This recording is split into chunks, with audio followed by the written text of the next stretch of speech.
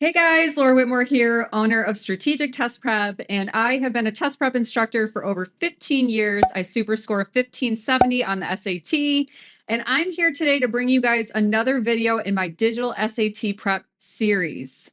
Are you new to my channel? Well, make sure you hit that subscribe button below so that you can become a preeminent scholar on the digital SAT, since I come out with brand new videos every week with tips, tricks, and strategies so that you can master this new test.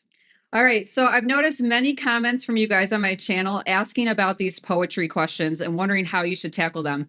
I totally understand where you guys are coming from because poetry is a brand new thing that wasn't tested on the paper test. So in this video, I'm going to give you 5 tips for how to tackle the poems, and then I'm going to show you a few examples and walk you through how to do it. All right, that being said, as we continue on in this digital SAT series, please comment below, you guys, and let me know what particular questions you're struggling with. Are you struggling with, logically completes the text or quotation that illustrates the claim? Just kind of give me an idea of where you're at, and that'll help me decide what future videos I should make to help you guys the best way I possibly can.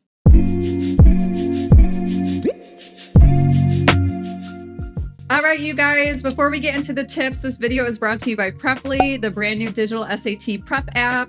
And, there are poetry questions in this app, you guys. So I would definitely recommend after you check out this video, head to the app, try the poetry question category. Each drills category has 15 to 40 exclusive questions in it. So my recommendation is for each drill you do, I would do it at least 3 times so that you can really get mastery of these poetry questions or really any type of question on the test. Also, we just added in a new category, so there are graph questions in there in the English section, so definitely go check that out. If you haven't downloaded it yet, it's available in the App Store and Google Play, so go get that today.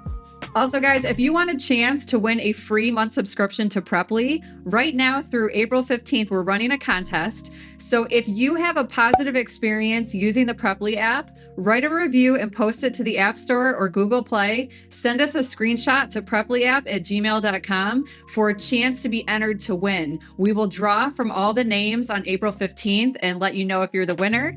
I'll put all the details in the description below if you're interested. And if you haven't used the app yet, there's a free 3-day trial. So go take advantage of it. You can try it out and then write your review for a chance to win. Okay, so here are the 5 tips I have for you guys when you're tackling poetry questions. Now, you might not use all 5 tips on each question, but you're going to use some combination of these tips in order to help you answer the question. So tip number 1 is make sure you always read the question first.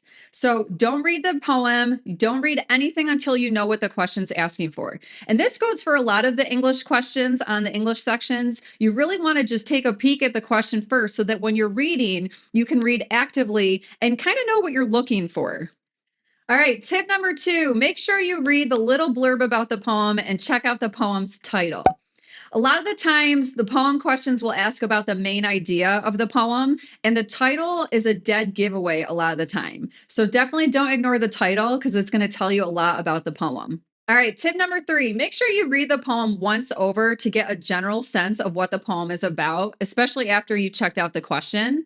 I would not recommend you start diving into the other tips and tricks I'm going to give you after this because you might miss something. So just get your bearings, get your feet under you, read the poem once. Now, I know what you guys are thinking. You're thinking, okay, I don't have a lot of time. Do I really have time to do that? But let's put things into perspective for a minute. The English sections have an average time per question of 1.2 minutes. Now, some of the questions you should probably get quicker than 1.2 minutes. The standard English convention ones should be a little quicker. Sometimes the transition ones will be a little quicker, and those words and context will be a little bit quicker.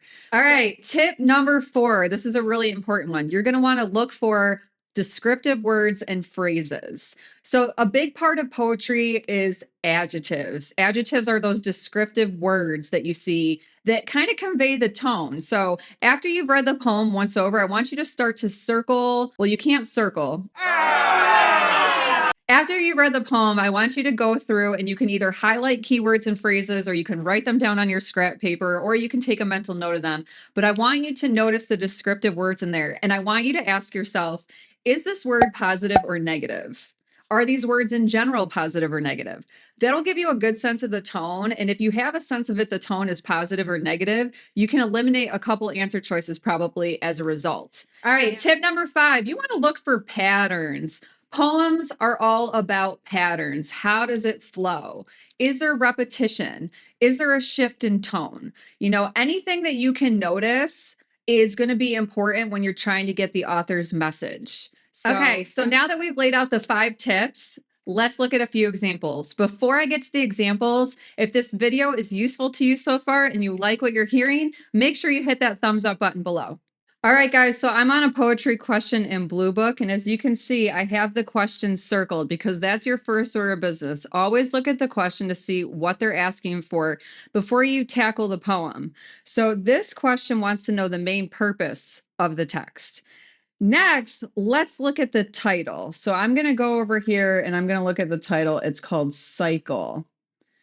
That's interesting. That's going to help me a lot. What do I know about cycles? Well, things, you know, they start over again. It goes through a process and then it starts over again. So I'm definitely going to be thinking about that when I go to answer this question. Now I'm going to go ahead and I'm just going to read the poem once. So it says, there shall be new roads wending, a new beating of the drum. Men's eyes shall have fresh seen, great lives reprise their span. But under the new sun's beam, completing what night began, there'll be the same backs bending, the same sad feet shall drum, when this night finds its ending, and day shall have come. Okay, so now I'm going to circle descriptive words or phrases that I see, and I'm noticing a pattern on this one. So tip number 5 is really coming into play here, because when I read it, I noticed it said new a lot. New roads, new beating, new sun. And then I also noticed some repetition in the second part. And a lot of the times there might be a shift in the poem. So that was kind of the first part. Now check out what happens in the second part. They talk about same backs bending, same sad feet, night finds its ending, and day shall have come. Well, that sounds like a cycle to me. Night's over, day's coming, but it sounds like even though new things are happening, the same things are happening too.